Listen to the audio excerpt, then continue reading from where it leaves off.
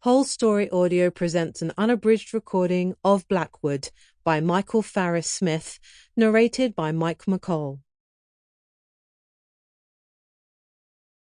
For Ellen. Foxes have dens and birds have nests, but the Son of Man has no place to lay his head. Matthew chapter 8, verse 20. 1956. Colburn was standing with his mother in the kitchen when she said, "Go fetch your father." The long light of an August day bleeding through the windows, his face and hands dirty from playing football in the neighbor's yard. His mother wiped the sweat from his face with a dish towel, held his chin in her hand, and gazed at him. "You'll be 12 soon. I can't believe it." He asked where his father was, and she said out back in the workshop. "Go tell him it's time for supper." The boy noticed the empty bottle on the counter, beneath the high cabinet where his father kept his whiskey, and he picked up the bottle and unscrewed the cap and sniffed, and it burned through his nose, and his mother laughed when he winced, and then told him that should teach you all you need to know about that stuff. Don't ever bother with it. Not now, not ever. And then the smile left her face, and her eyes drifted out of the kitchen window and into the backyard.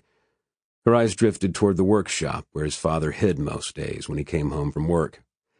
Sometimes the buzz of a saw or pounding of a hammer, but mostly silence from the workshop. Her eyes drifted, and an emptiness came across her face.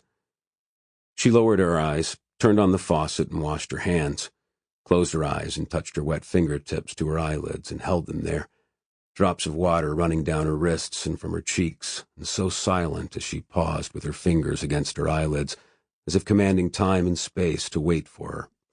Only wait for her for a moment, until she was ready again. Colburn knew to leave her alone when she was like this, and he backed out of the kitchen and walked across the backyard.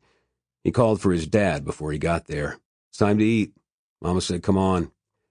Sometimes he liked going into the workshop, and the radio was playing, and his father was sweating in the middle of some time-killing project, and his father would let him drive a nail or wipe a paintbrush, and there was a calm in his father then that he recognized at no other time. Random specks of light against the darkness he carried. And because of this darkness, he did not like going into the workshop when there was no sound. Because that was when he would find his father sitting in a folding chair, hunched over with his elbows resting on his knees, and a bottle hanging from his hand, and blood-red eyes, and the voice of some other man saying to him, "What do you want? Huh?